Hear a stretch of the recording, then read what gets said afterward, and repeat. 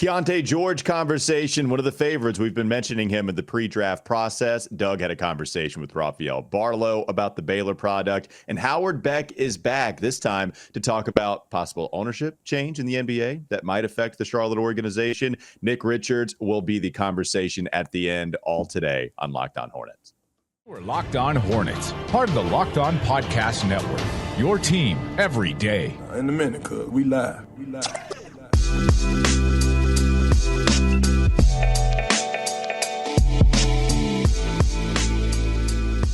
It's Locked On Hornets, part of the Locked On Podcast Network. It's your team every day. Thanks for making us your first listen. We're free and available anywhere you get your pods. And that does include YouTube, where you can continue to see Doug do serious, silly dances, and you can continue to watch me wear the silly, serious hat. As I mentioned in the previous episode, this is where Quail Hollow Walker meets Hornets Walker. I thought a bucket hat, the Buzz City Mint edition that we talked about on Thursday. I'm letting it roll. We're bulk recording this stuff, so I'm letting it roll, man. You can see me in multiple episodes with this thing on. It's fine. I'm going to contest that this hat would not be allowed at Quail Hollow. I think they have standards. And as fun as that hat looks, I don't associate, golf club with fun. And that hat, that bucket hat that has all of these nice little Buzz City emblems on it, I just don't think you look more like a spectator, but like a spectator that cheers for Happy Gilmore. No, 100%. Yeah, you will not make this putt, you jackass. That's what I look like, 100%. All right, Doug, why don't you tell the people what we have in store? You had a couple of conversations with different people helping us out this past week and beyond, and Rafael Barlowe and Howard Beck. This first conversation is going to be the last squeeze of the juice from a long conversation that I had with Rafael Barlowe of the Locked On NBA Big Board podcast, a great draft podcast that you definitely should subscribe to. People have been loving these segments. They and not because I did them, but because Rafael Barlowe is a draft genius and he's giving us a lot of info. And so this is a continuation of our discussion about sort of the best of the rest in the lottery. We talk about Keyonte George, then we also get into something that I'm really interested in, and that is how NBA bodies are changing, sometimes for the better, but sometimes for the worse, as they play more and more minutes before they ever get to the NBA. And he had so some that's really a different little conversation, like the NBA birds and the bees conversation, how bodies are changing once you get to the association. Right. Yeah, it was puberty-esque was this conversation. No, it was really fascinating because Rafael is around a lot of these guys as they from a real young age, because we're paying attention to prospects at a younger and younger age. And so he's around these guys as they morph and change and play more minutes, and he's been doing this for a while. So cool stuff. I want to talk about a couple of guys that seem to be falling down some mock drafts and some draft boards. Nick Smith Jr., who I saw in the top 5 very early on in the middle of the college season. And then Keyonte George, who Tankathon currently has in the 14th slot. Which of those guys do you think least deserves to fall at this point? Who do you think people are a little too down on right now, Nick Smith Jr. or Keyonte George? Oh, man, that's a tough question. And why it's a tough question. With Nick Smith, we all know that he was injured. He was coming in and out of the lineup, didn't have continuity. And it's almost like he would have been better off, like you said about Cam Whitmore. If Nick Smith would have shut it down in January, he would have been better off. But when people saw him playing it, and I mean, he didn't play like he was injured. He just looked really out of sync, and his rhythm was off, which is very natural when you're trying to join your team off and on when they've been playing consistently 2 or 3 times a week. So I think people are a little bit hard on him, but I also understand why, because he looked like a man without a position, didn't look like a natural 1, didn't look like a 2, looked really thin. It was not able to get to his spots. And then as far as Keyonte, and I've met Keyonte, I've done some work with him. I've been watching him work out in Dallas. And he had mentioned to me that he put on a little bit too much weight in the season, coming into the season. Felt like he was 20 pounds over where he was comfortable at. And he looks a lot different than he did during the season. But then he also mentioned that he played a lot of the second half of the season with a banged up ankle. He said he had so much tape on it. One foot felt heavier than the other. Didn't have the same burst and lift on his shot. So, I mean, there's context to why both guys struggled. So I don't know exactly which one has suffered the most, but I think either way, teams are going to get a steal. And I think they possibly can be able to get their draft stock up in workouts. Yeah, it's interesting on the George front because I was really excited to see him play in the college postseason and the tournament to see what he could do. And I felt like he wasn't really going into anywhere close to like a takeover mode as Baylor just sort of, duck farted out of the tournament. So that makes a little bit more sense there on the context. I'm curious your overall thoughts, because you've been paying attention to this for a long time, on the fact that we have a lot of freshmen available in this draft, but a lot of them seem to have gone through a lot, just in their basketball careers already, even though they've only played 1 year of college or maybe, G League or whatever. And, I think there's been a lot of conversation about how many miles are on these bodies as they enter the NBA. What are your thoughts on that? Do you feel like these guys that are coming in as freshmen, though they might not be prepared in terms of experience, their bodies are wearing a lot of miles already? Definitely. I went to a symposium a few weeks back, and it was a strength and conditioning coach from a Power 5 school, and he had mentioned that nobody that's not in the NBA should be doing more than like 17 hours a week of hard workouts and activities. And even though 17 hours may sound like a lot, it's pretty common because a lot of these guys, somebody sees the potential and the potential earning power, and they're basically telling them, you got to get in the gym, you got to work out. And they're working out every day. Then with the high school season, high school season may end in March for most guys. Well, the AAU season starts in March, and sometimes they overlap depending on how far a team goes into the state tournament. So you're having guys literally playing all year long. I actually talked to a parent, and we had this conversation 2 weeks ago, and he used to film like his team of like fourth graders. And what's crazy about how it ties into this is, a few years back when I was filming fourth graders in Dallas, I had no idea that I was filming guys that are projected in this draft. I was filming for Cason Wallace's team. I had no idea when he was like 9 that he was going to be a potential lottery pick. But in those same games that I was watching, there's Keyonte George, there's Anthony Black, there's someone told me Derek Whitehead was on the team. So it was a bunch of guys that were playing. So anyway, this particular coach said, yeah, that summer I was so proud of our record, and I tracked what our record was for the summer. And he's like, I realized we played 100 games that summer with 9-year-olds. And that's I said, what? insane. He said, yes. He said, we were 9. He said, only thing we were thinking as coaches is we're winning this tournament because we were so good. We just kept advancing and kept advancing. He said, sometimes you're playing 2 games a day, 3 games a day, and, 4 or 5 games a weekend, starting from April until August. And he's like, we played 100 games. So with all that being said, yes, these guys' bodies are worn down because someone is kind of telling him, you got to play in this tournament, or if you don't play in this tournament, you're running from somebody. And I think it's bad for especially the NBA teams, because by the time they get them and they're paying all this money, they're worn down.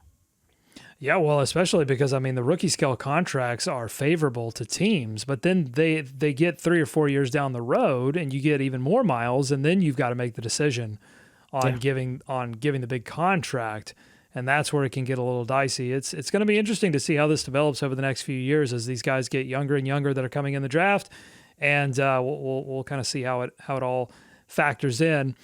Final question for you, Rafael, in this particular segment will be, is there a name that we have not talked about as we sort of peruse the names that could be available to the Hornets at 1 through 8? Have I not mentioned a name at this point that you think would be worth keeping an eye on if you're Mitch Kupchak and this team here with the Charlotte Hornets? Well, there's a guy that I'm really high on. I was high on him prior to the season. I was high on him during the season, even though he struggled a little bit. and I've had a chance to be around him and watch him work out. And I think when it's all said and done, if everything aligns right, he could be a top 5 player in this class. Whoa. You don't have to go far to get him. And I know some North Carolina fans may not like the name, but it's G.G. Jackson, a guy that committed to North Carolina. I mean, he started the season off at 17 years old, was 17 playing in the SEC, and he, turned, I think, 18 in December. So he was still extremely young for his class and just young, period. And I think when the season starts this year, he'll still only be 18 years old. Tremendous upside, can handle the ball, can shoot. And, there are some concerns about maturity, but it's not like the maturity that, if you're a Hornets fan, which you guys have had your own bouts with players being I've mature. had plenty of those issues, yeah. Yes. But this is more like the immaturity of a kid that is a great kid, not going to get in any trouble off the court, but it was just showing a lot of flashes of immaturity with his body language and his reaction to losses, but not like a guy that I think is going to have any issues like off the court and falling in love with the NBA lifestyle and the money that comes along with it. I mean, he's like a pure kid with a grown man's game and grown man's talent, but he has a good support system around him. But that's a guy that I would keep an eye out for. Okay, G.G. Jackson right now, Tankathon has him at 21. So that could kind of segue into some conversations that Rafael and I are going to have a little bit later as we get closer to the lottery, which is, what do the Hornets do with that second first-round pick? Do they even make that second first-round pick? We don't know. But if they do, we'll talk about some names like Marcus Sasser, Leonard Miller, Dariq Whitehead, and G.G. Jackson as well. But until then, thank you so much, Rafael. Make sure you're following on Twitter at Rafael500. And also make sure you're subscribed to the Locked On NBA Big Board podcast. It's every single day, NBA draft talk, mock drafts, big boards, all the stuff that we've been talking about here, but you get a little bit of all the teams and all the players. So do make sure that after you listen to this, you go and hit the subscribe button on that podcast. Rafael, thank you so much for your time. No problem. Looking forward to touching base again as we get closer to the draft. Awesome stuff.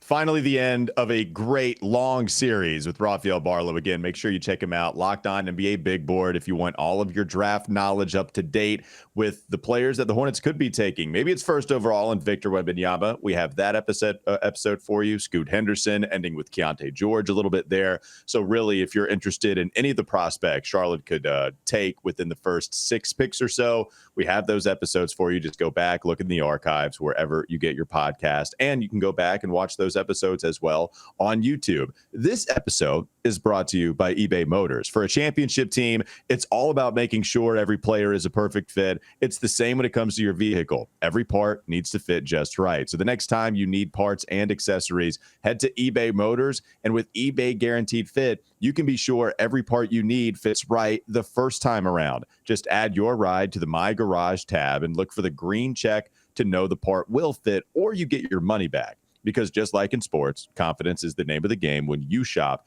on eBay Motors. And with over 122 million parts to choose from, you'll be back in the game in no time. After all, it's easy to bring home a win when the right parts are guaranteed. Get the right parts, get the right fit, get the right prices, all on ebaymotors.com. Let's ride. eBay Guaranteed Fit, only available to U.S. customers. Eligible items only. Exclusions apply. Stay tuned for the Howard Beck conversation coming up next. Thanks again to Rafael Barlowe. Now we'll transition to Howard Beck. He's back with us. I know he spoke to Doug in the previous episode, but I'm interested in this because, Doug, as we mentioned, Howard Beck, monster writer, big-time guy that's been covering the NBA for a long time, covered the awesome Lakers teams with Kobe and Shaq, and he's been in New York as well. You've heard him on the Low Post podcast frequently. What up, Beck? You niche NBA podcast listeners, you know exactly who Howard is. And this big picture conversation, not only does it relate to the Hornets, but it's just really interesting to hear this convo that you told me about with him about ownership in the NBA and that change. Doug, what did you guys talk about here as a little tease? Well, yeah, so he wrote an article for GQ called It's an Exceptionally Hard Decision, Marc Lasry on selling his share of the Milwaukee Bucks. This is a guy that, lifted up the trophy, won a championship as an owner of the Milwaukee Bucks, and decided, despite all of that, to walk away. And so we've got a situation here where Michael Jordan is exploring possibly doing a similar thing, but maybe taking a step back into a minority stakeholder in the team, but selling the team. So I wanted to know why Marc Lasry did it.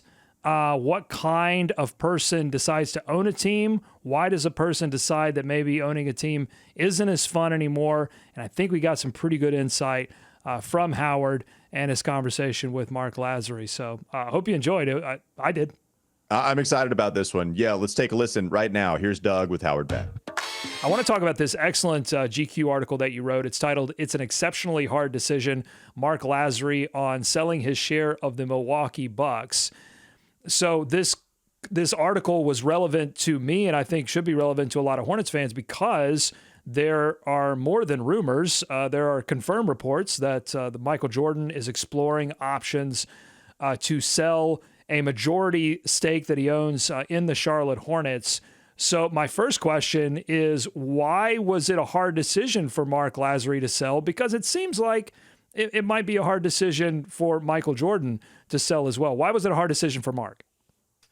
So thanks for that. Oh yeah, it was a hard decision for Marc Lasry because as an owner, as one of the co-owners of the Bucks for the last decade or so, I think it was maybe 9 years. He's one who was really invested more than financially, right? I think owners, and every owner, every team in this league, for the most part, has multiple owners. Not all of them. A lot of them have multiple owners. And so if you own a majority share, a minority share, whatever it may be, you got into it because you were probably a fan first, right? You didn't just do it as an investment. A lot of these guys are billionaires. I think maybe the majority are billionaires by now. But you don't buy a share of or a majority stake in a sports franchise unless you really love sports. There are better, I don't know how many better investments there are out there, but there are other investments you could make. And you do this one because it has the added benefit of there's some status. Hey, I'm the owner of, the Bucks. I'm the owner of the Hornets. I'm the owner of the Pelicans, whoever. Mm-hmm. There's some status for sure. It sets you apart from your fellow billionaires. Not everybody can buy into these clubs. There's only so many teams and shares to go around. And it's fun. It's fun. So that was kind of my first question to Marc was like, look, I know how much you enjoy this. Isn't it hard to just decide to walk away? Like, I get that you are making literally hundreds of millions of dollars in profit in selling the share that you bought 9 years ago. And, maybe as a pure investment vehicle, it's just too great of an opportunity not to cash out now. And I think that's really how the scales tipped for Marc, is that, yes, he loved being an owner of the Bucks, and they had a rotating thing with who was going to be the governor and all that stuff. So he was, they were co-owners, but at times he was kind of like the majority guy because he was the governor. To give that up was very difficult. He enjoyed it a lot, but I think the practical part of him and the financially minded part of him that saw this also as an investment looked at it and said, I never thought values would be this high. The valuation of the Bucks was whatever, 5 point something billion. And so his share was, northward of 800 million. I think he bought it that his share was, 200 to 300 million. Like, how do you say no to that?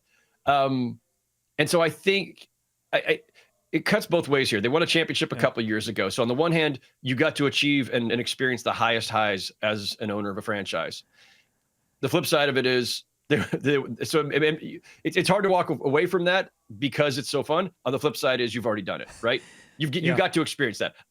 A lot of owners are going to go their entire career as owners without ever getting to experience that. So Marc got that. So maybe that made it a little bit easier to walk away too. But he loves the relationships that he formed over those years, whether it's with current players like Giannis, obviously, or in getting to know guys like Oscar Robertson. And I think he really enjoys being in this realm. And he is going to launch some kind of sports investment fund within his firm. So he's going to stay involved in sports as an investor on some level. And it wouldn't surprise me actually if Marc bought into another NBA team at some point. But it seemed like this was just kind of too good of an opportunity financially to pass up.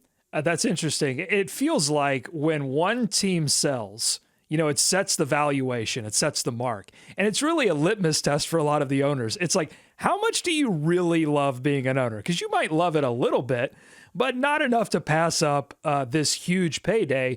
And I've made this analogy to other people that I've talked about this with, that owning an NBA franchise or owning a sports franchise seems a little bit like the old adage about owning a boat, that like the best days that you own a boat are the day you buy it and the day you sell it.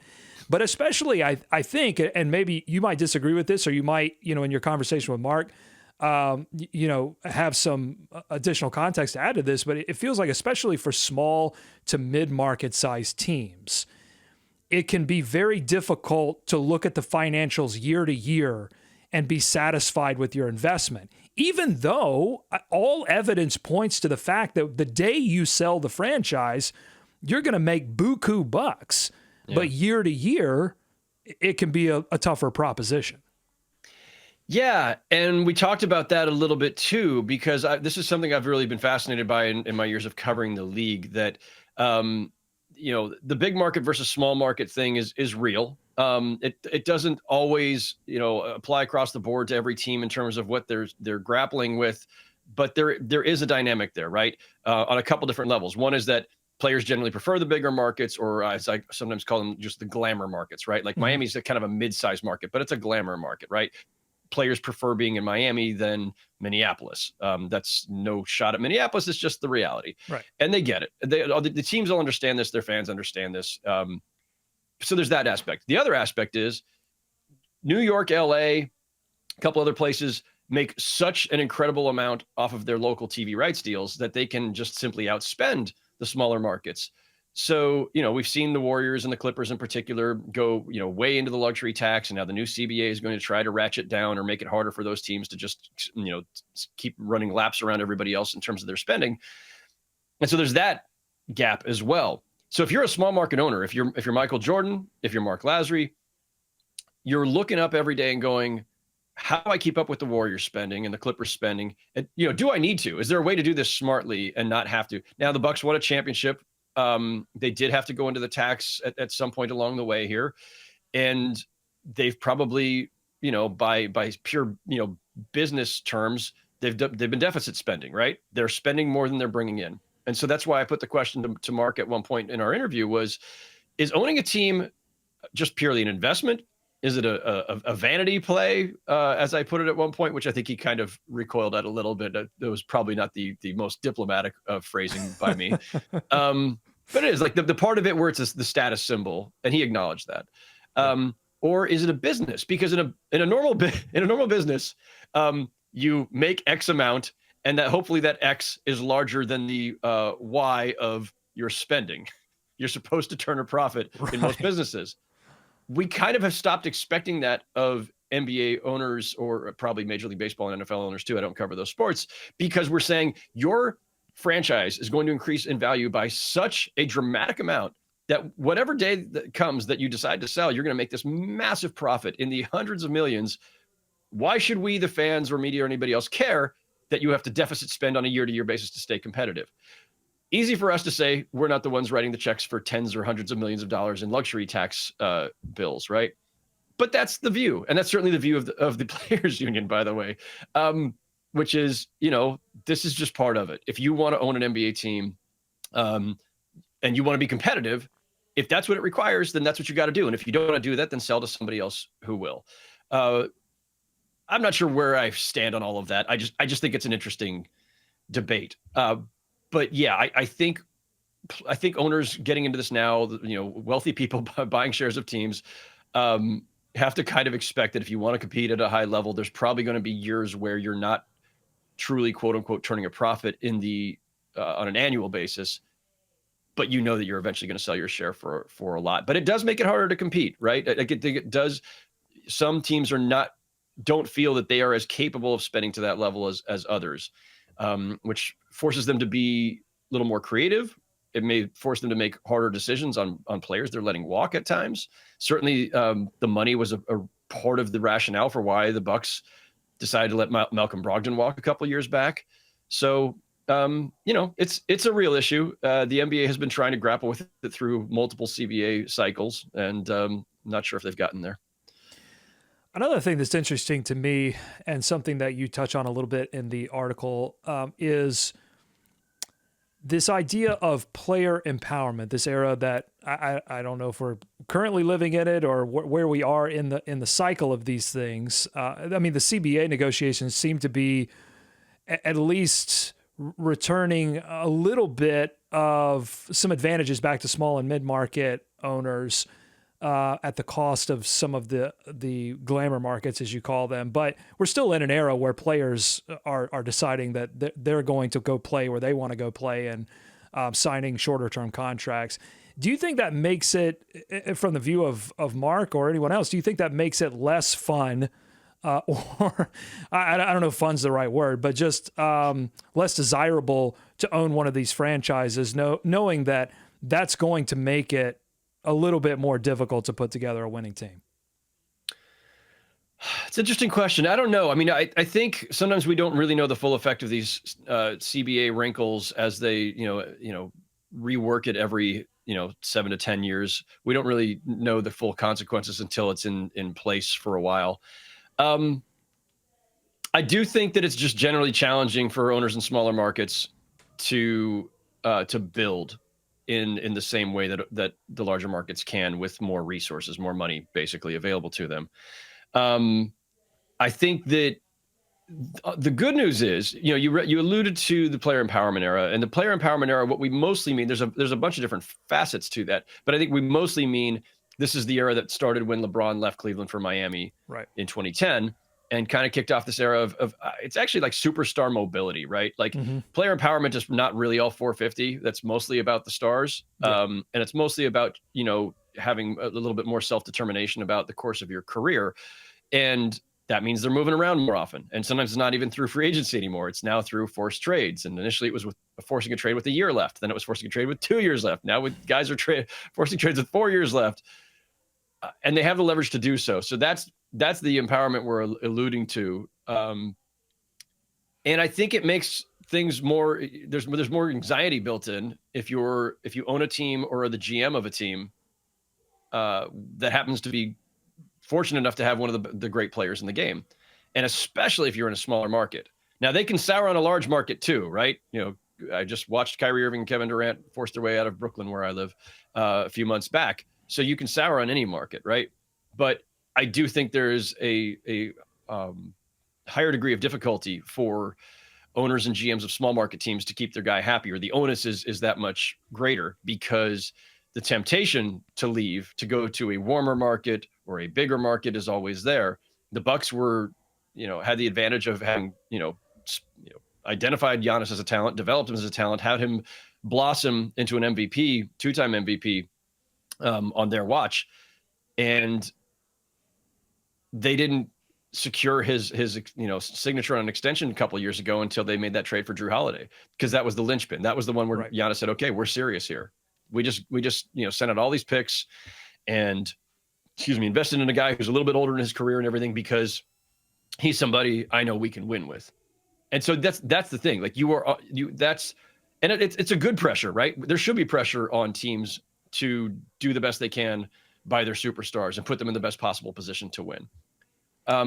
If you misfire on that, though, that's where the consequences come in. That's where it's, you've got a guy waking up one day and saying, it's time for me to go. And we've seen, countless examples of that over the last 10 years.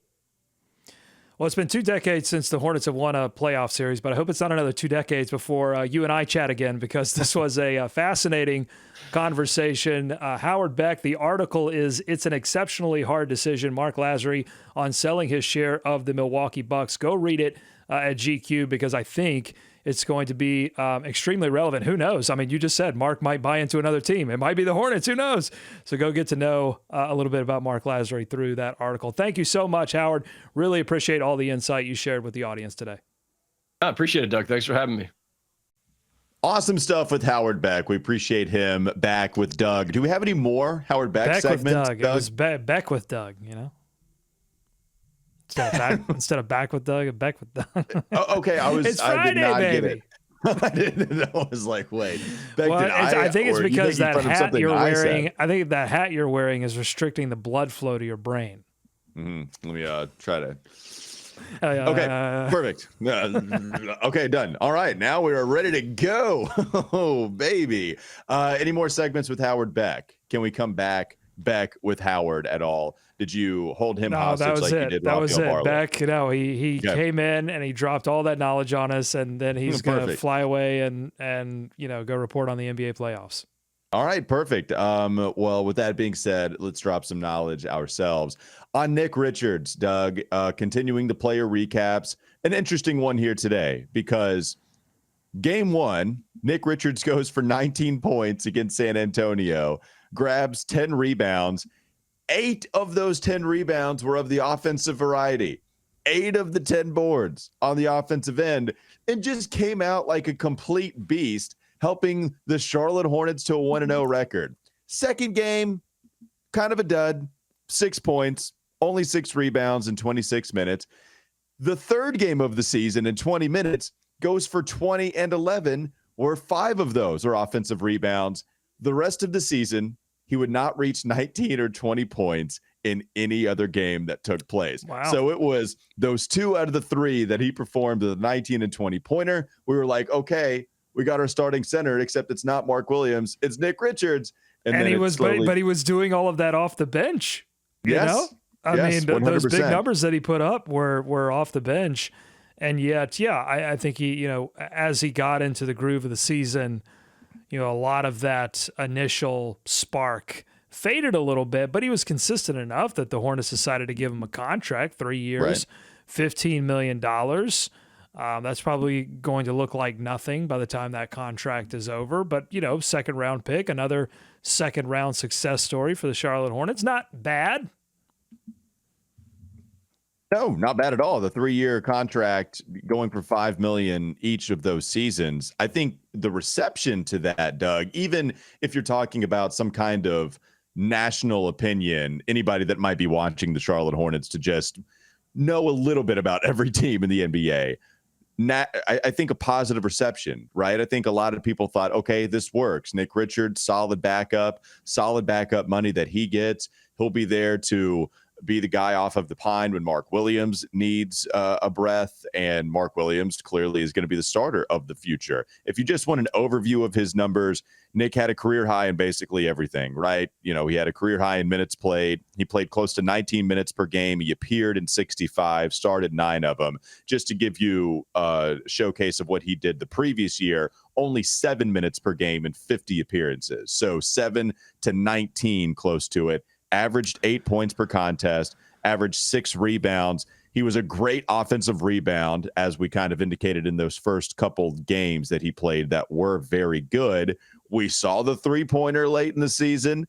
The form looked good. I know you think Nick Richards is holding out on us, and the Charlotte Hornets advised him to do so. So we'll see what happens going towards the future with Nick. But this is kind of an interesting player recap, right? Gets a contract at the end of the season, started off hot. Got some DNP CDs once Mark Williams entered the fold, but then Mason was traded, and that allowed Nick Richards to get back on the court. Overall, what do you make of Nick Richards? Just how good you feel about him possibly being that backup center you can rely on? I feel okay about it, and honestly, I think the contract is such that if they happen upon another center prospect at some point, you're okay with Nick Richards being your reserve center at 3 years, $15 million. You want to have some depth at that position. And I think that's the big story for Nick this season, is that he proved that he can be a depth piece for the Charlotte Hornets. And that was not a given coming into this season. I didn't know really what to make of Nick Richards before this season. I had seen him make a lot of mistakes in limited minutes that he got in the previous season. And I wasn't sure that he was really long for the Charlotte Hornets roster. I thought he had an okay summer league, but then you had Steve Clifford, who got into this whole thing late, hired late, got a quick look at Nick Richards, and during training camp, he was singing the praises of Nick Richards. And I think you and I, when we got on the show and talked about it, were like, what does Steve Clifford see? Like, what? I haven't seen anything like that. Any promise there. But obviously, Steve had dug a little deeper or saw some of the transformations that had happened over that previous summer. And he, I think he is a little bit of a kind of yes and, like, yes, there were improvements and there are plenty more improvements to make. I think at the end of this season, Steve Clifford harped on the fact that Mark Williams is a very smart player and Nick Richards is a very physical player. And I think while he was complimenting both guys, I think the thing that he didn't say about both players, you can sort of swap those and go, yeah, the negative thing about Mark is that he's not physical enough. And the negative thing about Nick Richards is that he doesn't always play the smartest basketball. And what do I mean by that? I mean, defensively, he's not necessarily where he needs to be on some of these pick and rolls. Like, he just takes a step in the wrong direction, gets his feet caught under him, and the play is broken. Or we saw this a lot with Nick Richards this season, bad screens. Like, we saw it over and over again, getting offensive fouls because he's setting bad screens and killing possessions. So if you're talking about growth points for Nick Richards, what do we want to see from him in the preseason next season? I just want to see smarter basketball, killing less possessions, because he does so many positive things by cleaning up bad possessions on the offensive boards, and all of that is great. But if you're also killing offensive possessions, you're balancing that out in a bad way. So that's what I want to see from Nick Richards next season. Yeah, and the other thing to note here before we end the show is the center rotation. It's funny because the last couple of years, they've drafted big guys, but now you clearly have an answer as your starter with Mark Williams, but you still do have this, I don't want to say depth, but you have bodies at the center spot. Nick Richards gets the contract. You invested the first-round pick in Kai Jones, and I asked Steve Clifford at the end of the season, how do you navigate that three-man rotation with all of those guys? And he said that's what the offseason is going to be for. But if you invest a first-round pick in Kai Jones, and clearly he's got all of the talent in the world, it's just trying to do something with it and figuring out the best way to do, whatever, right? I think clearly he plays his best basketball at the 5. So if that's the case for Kai, Nick Richards does have the contract. Mark Williams is the center of the future. You've got interesting points of view for each of those players.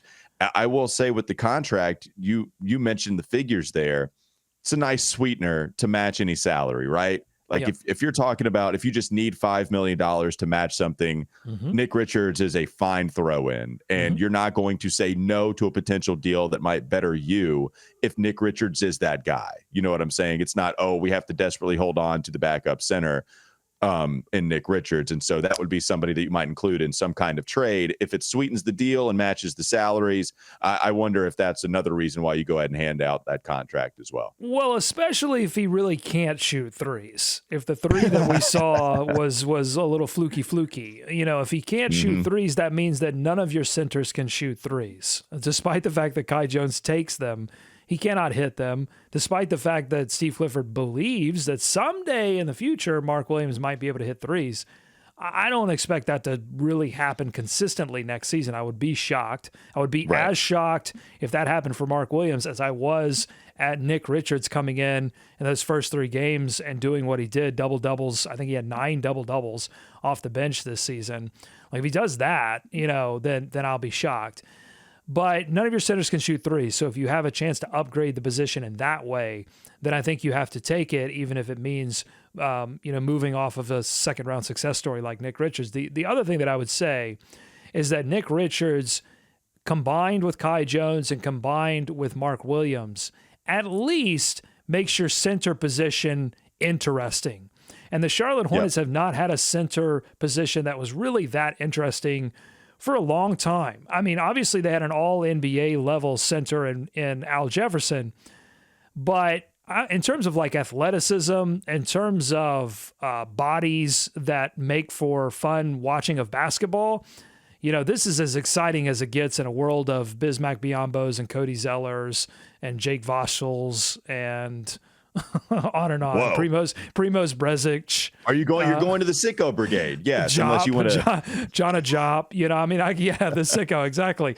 I'm talking sicko brigade. The center position is the center of the sicko brigade because it's just been name after name of guys that have, you were just begging to be competent. You weren't even thinking about them being exciting.